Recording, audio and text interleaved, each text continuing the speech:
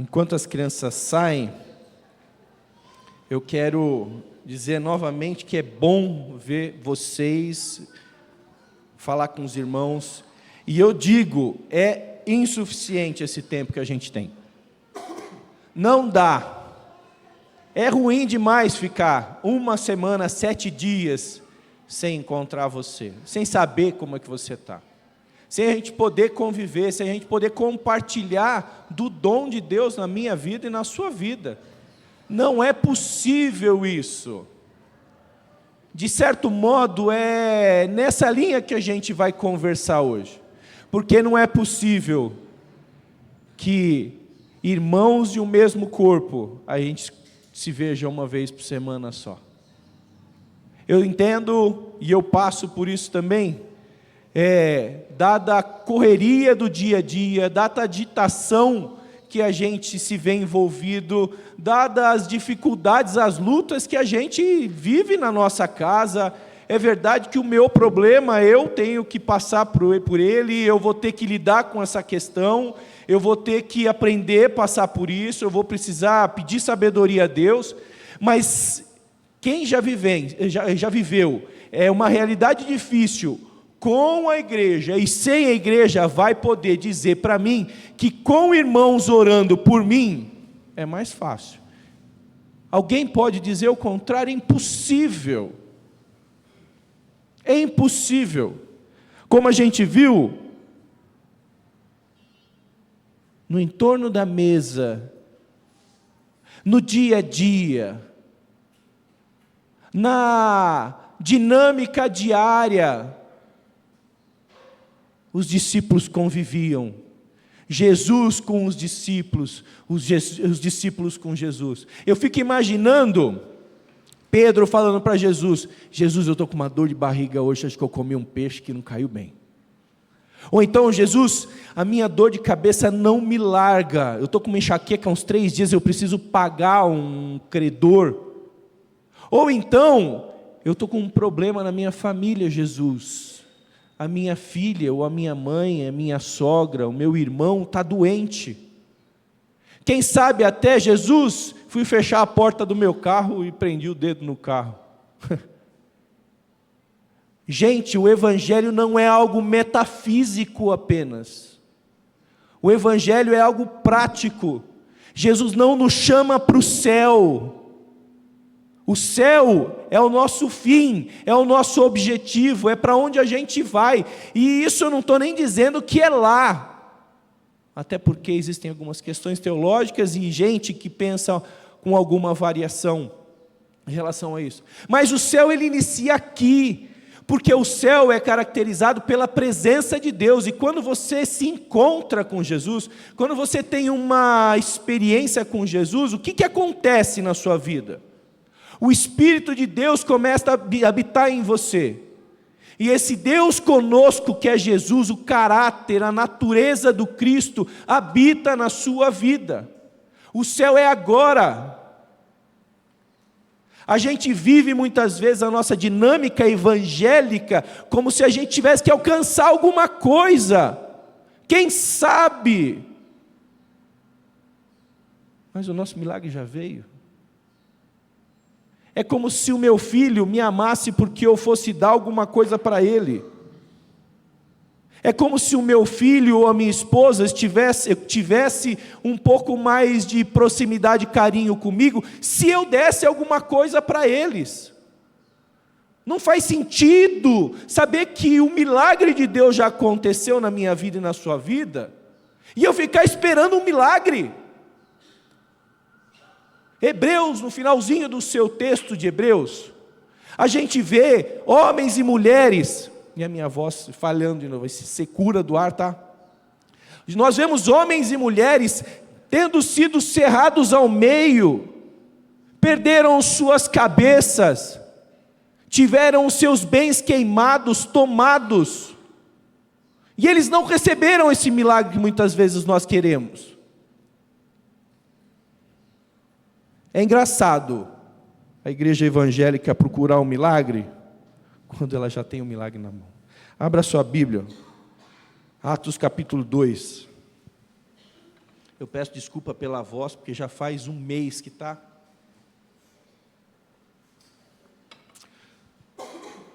nessa pegada. Eu quero pensar com você algo que tem a ver com igreja, algo que tem a ver com o plano de Deus para a minha vida e para a sua vida. Eu quero pensar um elemento histórico aqui que todos, se não todos, grande parte de nós sabemos, conhecemos.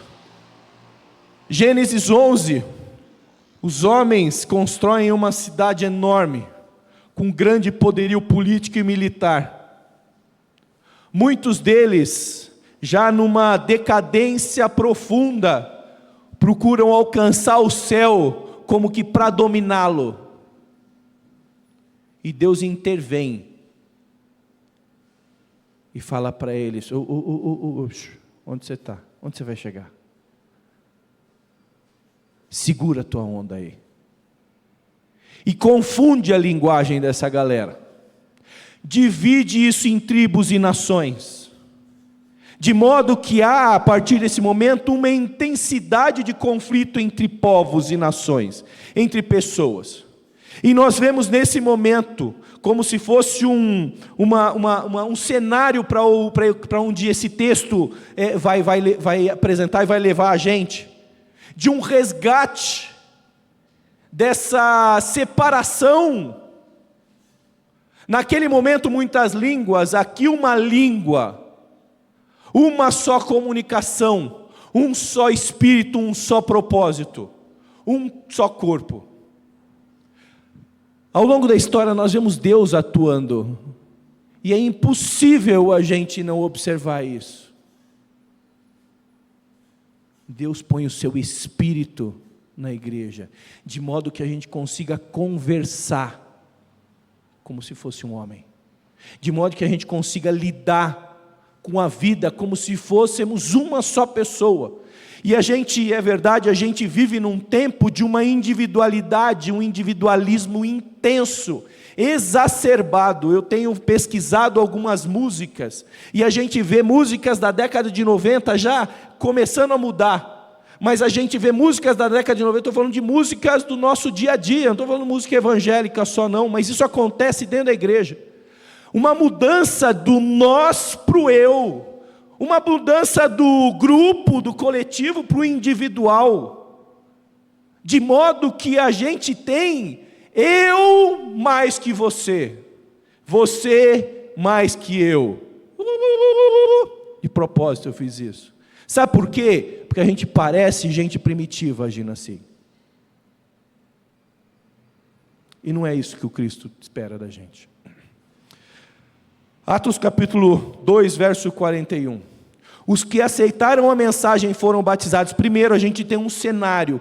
Os discípulos, Pedro principalmente, começa a pregar, apresentar a palavra, apresentar Jesus. Muitos homens e mulheres são de várias etnias, nações que se reuniam em Jerusalém naquele momento, ouvem as escrituras a partir dos discípulos, acolhem de boa vontade, com boa intenção, livremente, de bom grado a palavra, e muitos desses aceitaram a mensagem, foram batizados, e naquele dia houve um acréscimo de cerca de 3.000 pessoas, já disse em outro momento aqui, imaginem se nós tivermos 3.000 pessoas sendo aderidas ou somadas à nossa igreja, o que a gente ia fazer, Paulão? Gente, espera aí, vamos fazer 15 cultos, por dia, não dá. Olha que interessante, a gente vê um problema logístico aparecendo, a gente vê um problema pastoral acontecendo, e a gente vê uma solução já encaminhada desde a eternidade. Uma solução de grande impacto. Esses homens e mulheres que se convertem, junto daqueles que já conheciam, tiveram uma experiência com Jesus, se dedicavam, algumas versões falam, perseveravam, continuavam, mantinham-se no ensino dos apóstolos, na comunhão, no partir do pão e nas orações. Todos eles estavam cheios de medo e respeito. e muitas maravilhas e sinais eram feitos pelos apóstolos. Eu quero observar que esse momento, e é curioso ter essa palavra medo, temor, respeito, é como se você tivesse uma situação onde você toma um cuidado para pôr a mão. Imagina um lugar ou um animalzinho que você não conhece.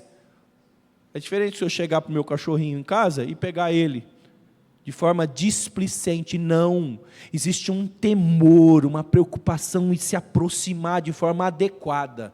Essa é a ideia. Mas para além disso, existia um ambiente de medo. Se a gente for ver lá em Mateus 28, as mulheres com medo se aproximam do sepulcro. Com medo são recebidas pelo anjo. Com medo se aproximam do mestre. Com medo, aqueles religiosos conversam, porque eles não sabiam onde que estavam tocando. O divino havia invadido a terra. O Espírito de Deus agora tem liberdade.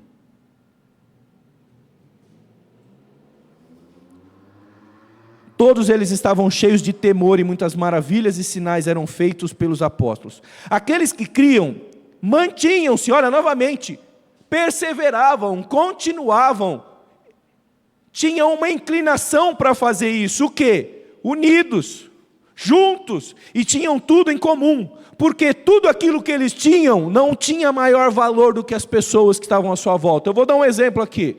Imagina você. Os jovens vão me ajudar, vão ter uma sensibilidade um pouco maior disso. Eu com um tênis Nike no meu pé. Tênis Nike de sei lá quanto. Hoje custa uma fortuna esse tênis. R$5.000 um tênis, tá bom? No meu pé. Vestido de tênis Nike. Só que eu estou com fome. O que você faz com esse tênis Nike? O que você faz com esse tênis Nike? Não faz sentido eu ter um tênis Nike se eu estou com barriga vazia. Está dando para entender? Por que eles vendiam as suas propriedades? Por que eles se desfaziam? Porque uma parte do corpo estava sofrendo. E não fazia sentido acumular bens quando parte do meu corpo está sofrendo.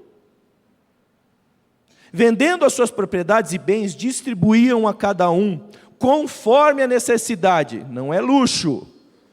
Todos os dias, novamente, qual a palavra que está aí? Continuavam, perseveravam, se dedicavam, continuavam.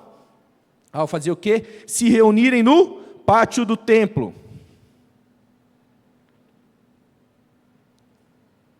Partiam o pão em suas casas e juntos participavam das refeições com alegria e sinceridade de coração, louvando a Deus e tendo a simpatia de todo o povo. É curioso, né? Ninguém precisava sair caçando gente para entrar na igreja.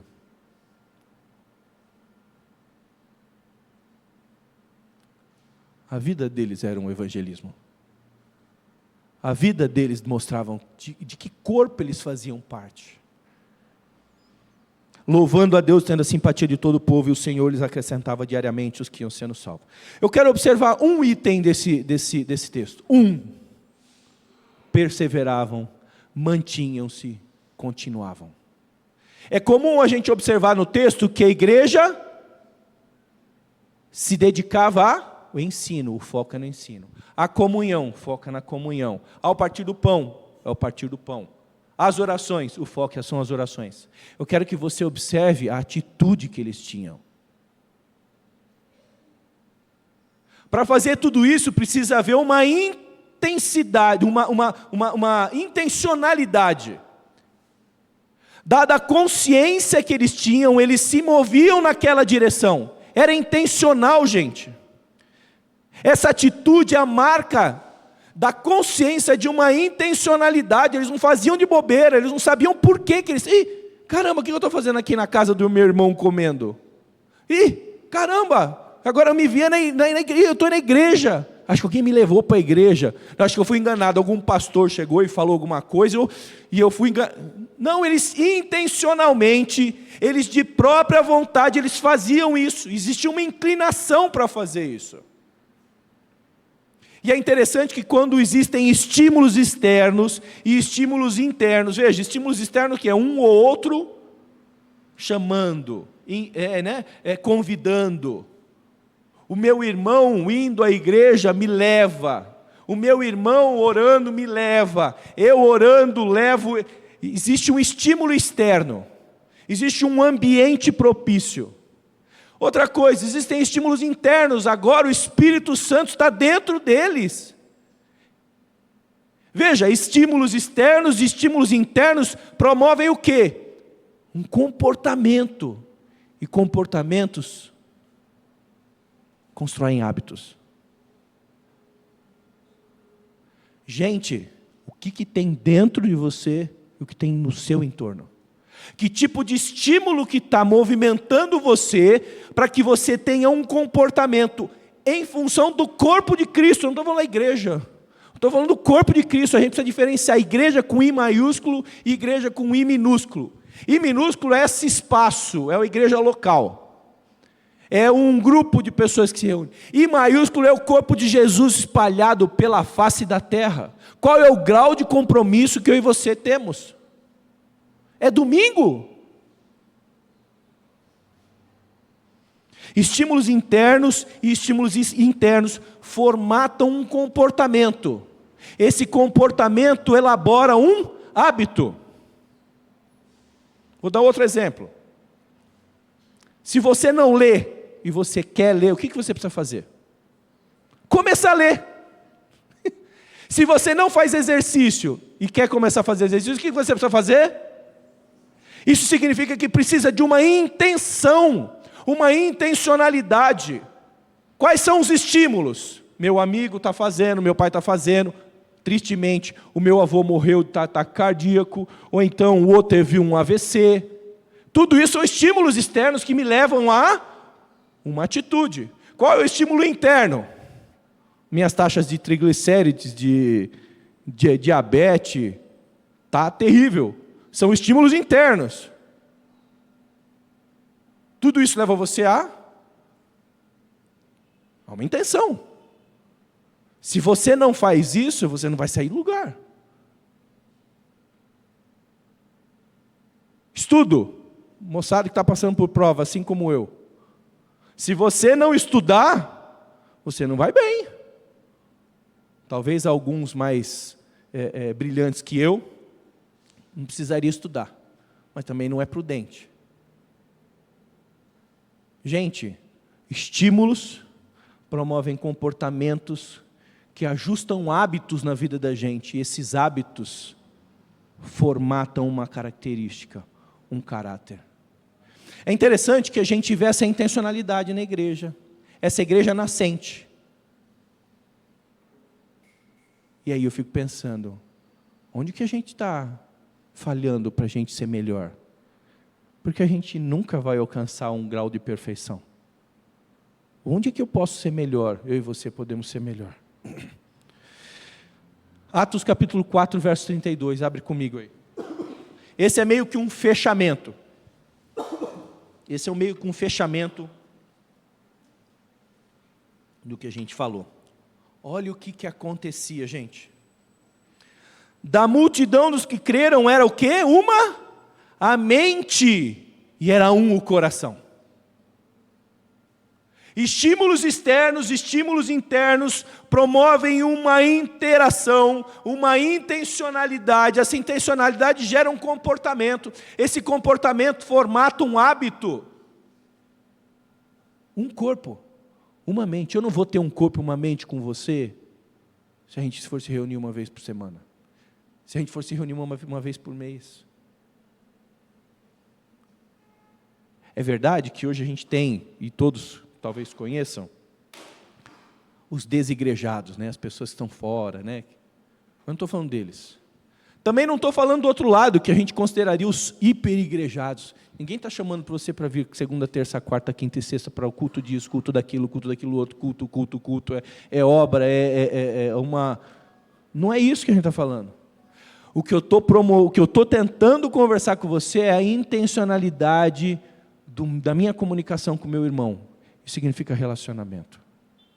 A gente, como igreja, a gente tem uma missão muito clara, a gente sabe o que a gente quer. Nós temos uma visão muito clara, a gente sabe muito bem onde a gente quer chegar. Nós queremos ser uma igreja adoradora, referência na restauração de vidas.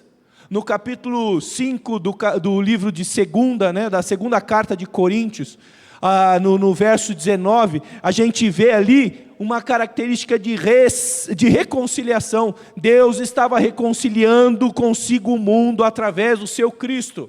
Queremos nos envolver com isso através da proclamação do Evangelho de Jesus, a fim de apresentá-las perfeitas em Cristo. Nós sabemos aonde nós queremos chegar, o que nós queremos no final do processo. A gente quer influenciar pessoas com os valores ensinados por Cristo, levando que essas pessoas a experimentarem vida abundante no sentido espiritual, emocional e, por que não, físico, financeiro, comportamental. E aí a gente entende, tudo isso baseado nas Escrituras, que Romanos capítulo 8, verso 29, fala que Deus nos chama para sermos conformes o Cristo, para sermos como Cristo era, para termos o mesmo caráter desse Cristo. Gente, a gente sabe onde a gente quer ir e o que a gente quer fazer. Se a gente fugir disso, a gente vai se reunir como qualquer outro grupo, sem um propósito muito claro e definido. Nós sabemos onde nós queremos ir. Agora, para tudo isso acontecer, a gente precisa ser diferente, porque sermos iguais a qualquer outro grupo, e eu não digo grupos evangélicos ou religiosos, não estou falando disso, eu estou falando daquele grupo que tem a característica do Cristo, a gente tem que ter um novo padrão, a gente tem que ter uma nova noção, percepção do que significa corpo, compromisso, relacionamento, suprimento, perdão mútuo, ajuda mútua. Isso é o Evangelho. O Evangelho não é ficar dentro da igreja. O Evangelho não é ficar dentro do seu quarto orando só. O Evangelho não é ficar numa sala de aula. O Evangelho não é isso. O Evangelho é muito maior. O Evangelho são as boas novas de Deus para a salvação daquele que crê e recebe o Cristo. Para aquele que, recebendo o Cristo, tem um novo padrão. Jesus falou, assim como eu amei, vocês amem os outros. Assim como eu ensinei vocês fazerem, façam. No capítulo 17 de João, na oração de Jesus, nós vemos o Cristo falando para Deus, olha, faz-nos um. Assim como nós somos um, faz deles um conosco também, para que o mundo conheça a gente. Para que o mundo veja quem é que eu sou, Jesus está falando. Isso significa ter uma vida missional, eu e você temos uma missão. Se a gente passar por essa vida sem ir atrás dessa missão, a gente pode conseguir tudo. A gente pode conseguir bens, a gente pode ter saúde, a gente pode ter uma boa família, mas ela acaba em 70, 80, 90, quem sabe 100 anos. Eu não estou desprezando isso. Nossos valores são bem definidos. Talvez você, se você não ouviu, eu convido você para ir no site da igreja, vidanovavp.org.br. Lá está ali. Olha que nós queremos, quais são os valores, qual é o padrão de homem que temos. Nós queremos reproduzir um amor fraternal que Jesus teve para conosco. O nosso irmão maior, nosso irmão mais velho. Nós queremos ser unidade, apesar da diversidade. A gente não quer todo mundo vestido da mesma forma, falando da mesma coisa. Não queremos isso. A gente não acha que isso é o Evangelho. A gente acha que o que nos move, a comunicação que existe entre nós, que é dada pelo Espírito, isso gera unidade. Nós queremos uma prática coerente da palavra de Deus, sem abusos, equilibrada, cuidado para com a necessidade alheia. É a mesma coisa que eu andar de tênis, caro, e passar fome. Principalmente com aquelas pessoas que são de dentro de casa, e eu não digo dentro de casa, da nossa casa só. esse grupo aqui, ó. Por isso que nós vemos nas Escrituras, não faz sentido você ter muito e ver os outros passando necessidade. Humildade e simplicidade, serviço diaconal, apoio, serviço, não é o grupo de diáconos, não. É atitude diaconal. Queremos uma adoração comunitária cativante e que seja influenciadora das pessoas que estão à nossa volta, porque quando nós nos reunimos, é como se o corpo de Cristo se reunisse. E o corpo de Cristo se reunindo, as pessoas vão olhar e vão falar, alguma coisa diferente tem. O problema é que a igreja evangélica hoje está na boca do povo de forma ruim, não é?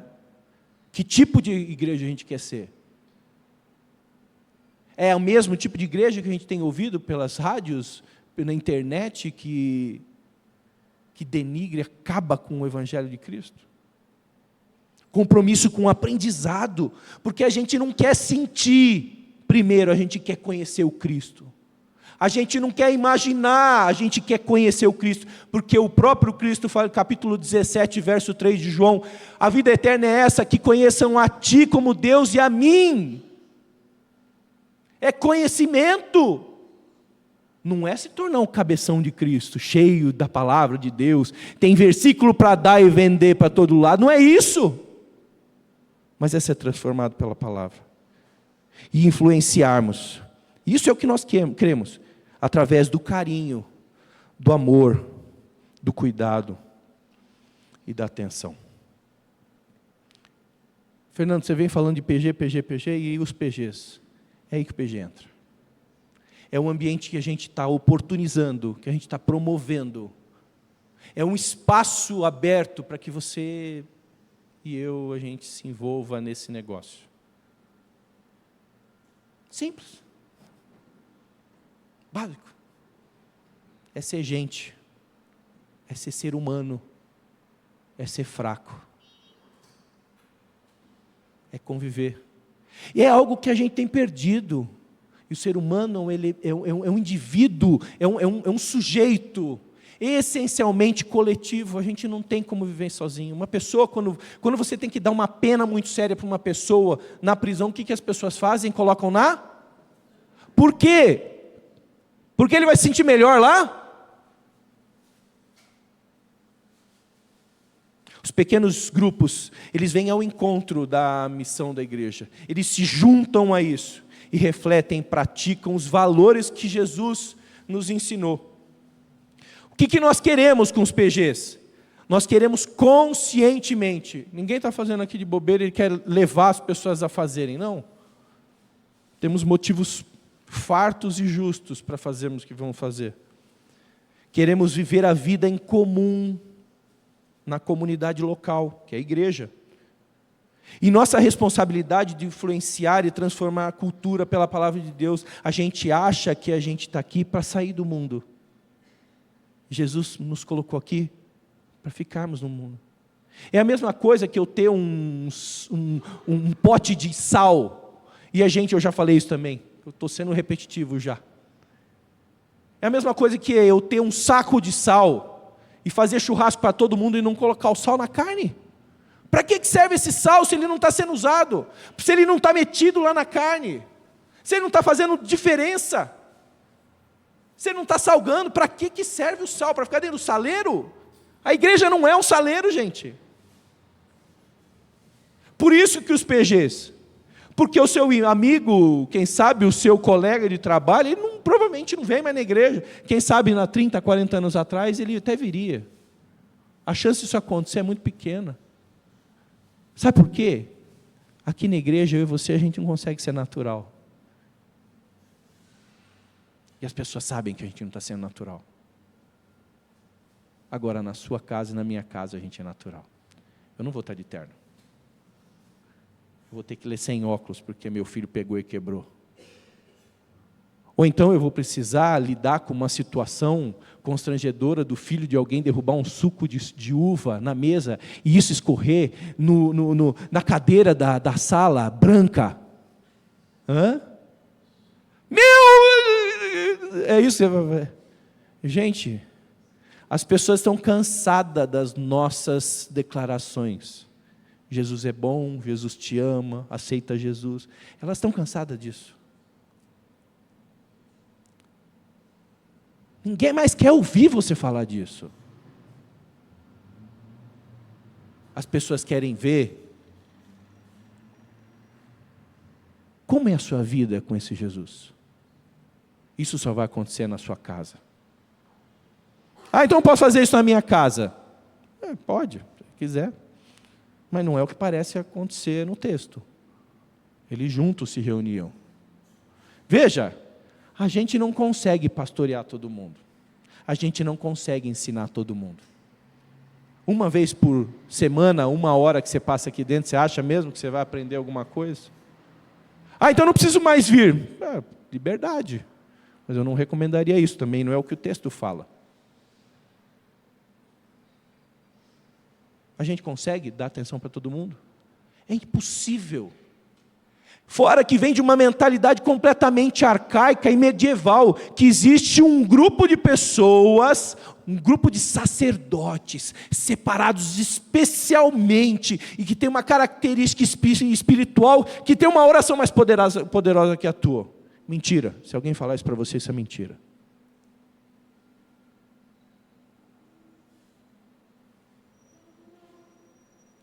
A gente chama isso de sacerdócio universal de todo crente. Nosso desejo é nos unir ao propósito de Deus e reconciliar pessoas com Ele, de modo que elas sejam transformadas à luz do Cristo. Veja, a gente não quer ser igreja para ganhar dinheiro. É legal, essas construções são necessárias, mas o objetivo da gente não são estruturas, são pessoas. Ao contrário do que muitas vezes a gente vê em outros lugares, em outros grupos religiosos, quem sabe. Não quero cansar você.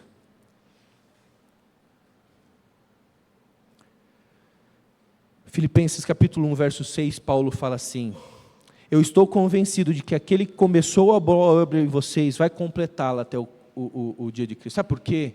Porque Ele é o maior interessado nisso. Esse é o projeto dele. A questão é, eu me uno a esse projeto ou eu tenho um projeto individual?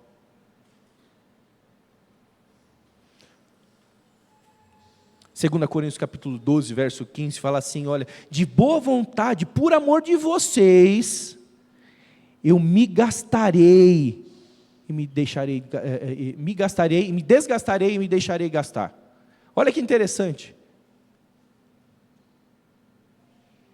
É interessante, porque ele estava falando de dinheiro aqui, tá? No contexto de 2 Coríntios capítulo 12, ele está falando de dinheiro. Não quero dinheiro de vocês, não. É isso que ele estava falando. Agora, por amor de vocês, eu dou o meu tempo, eu dou a minha saúde, eu dou os meus recursos, porque eu estou envolvido num projeto muito maior do que o meu, e que é reconciliar as pessoas com Deus. Onde é que você está, gente? Eu quero observar, e aí eu encerro. Definição do que significa pequenos grupos.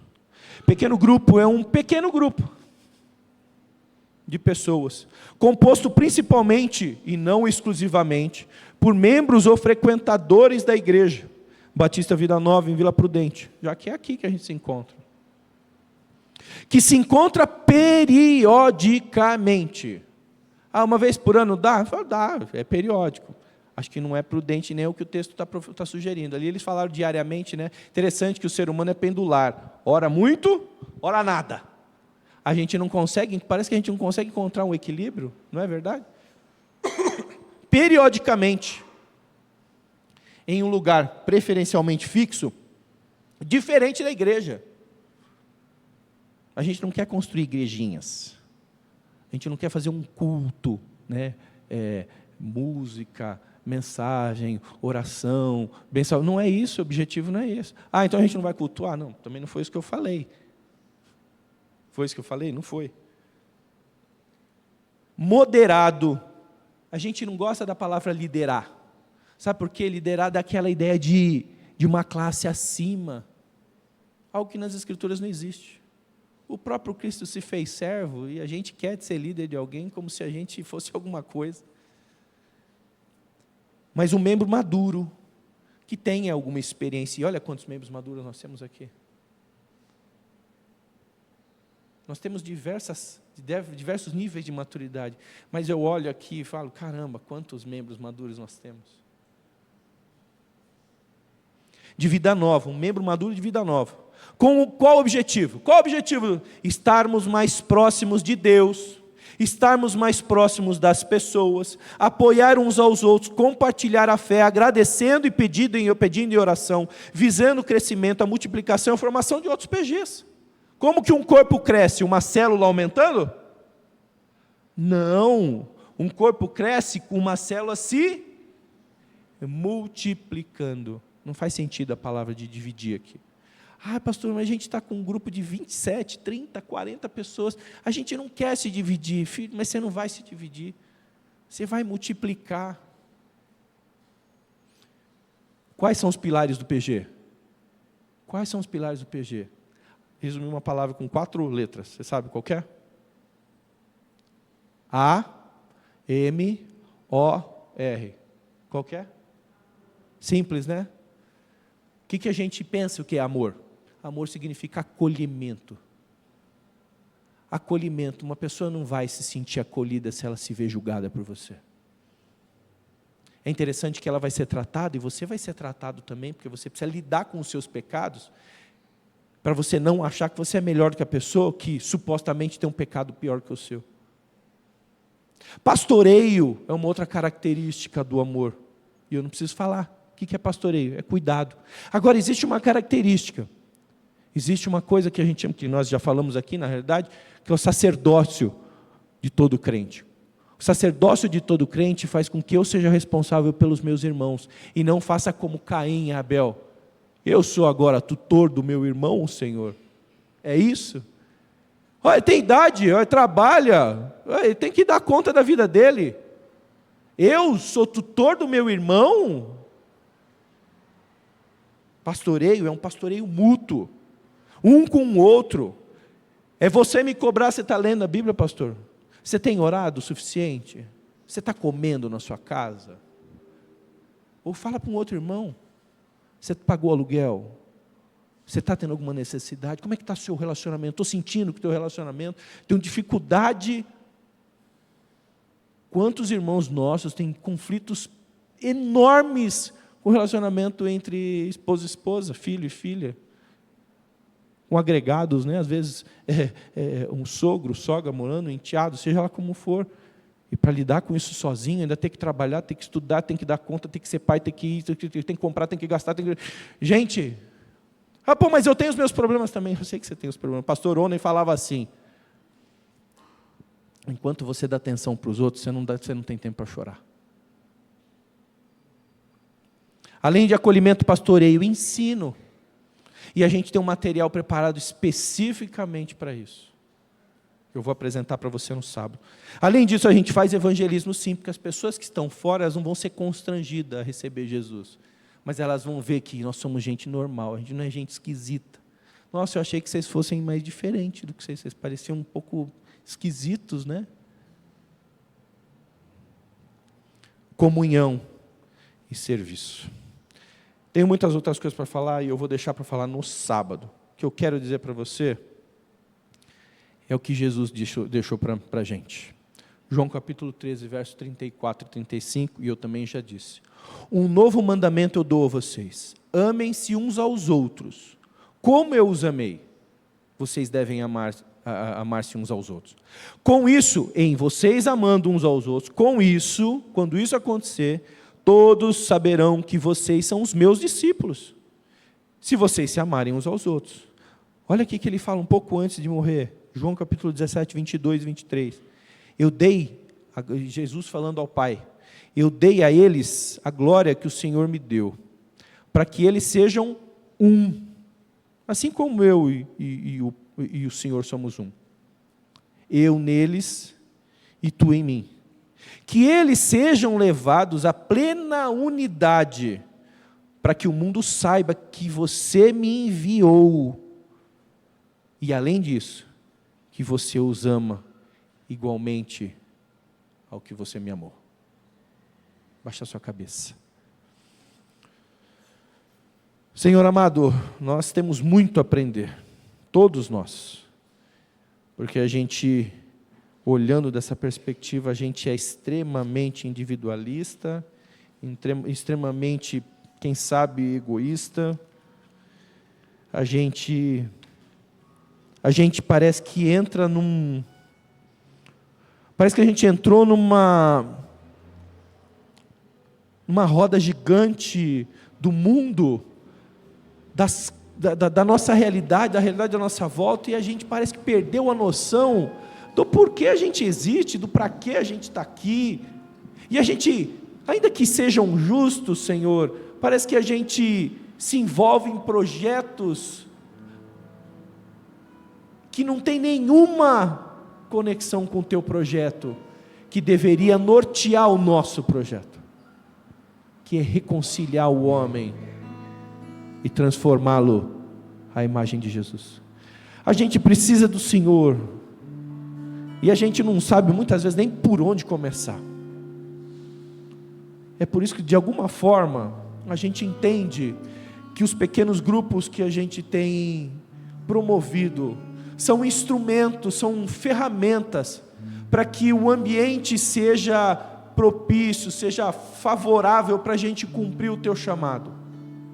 Como a gente precisa do Senhor, Pai, como a gente precisa da tua intervenção, como a gente precisa de um toque específico, um mover do teu Espírito, não em direção a nós mesmos, mas em direção ao outro, que é o que o Senhor nos demonstrou como fazer através do teu Filho Jesus, que deixa a sua glória, todo o seu privilégio, deixa poderes, deixa tudo para morrer. A gente tem que aprender alguma coisa com isso, Pai. E eu peço que a tua igreja perceba isso. Eu peço, Senhor, que o teu Espírito nos mova em direção ao outro e não em direção a nós mesmos, que aliás é algo natural que a gente faz. Tem misericórdia de nós, porque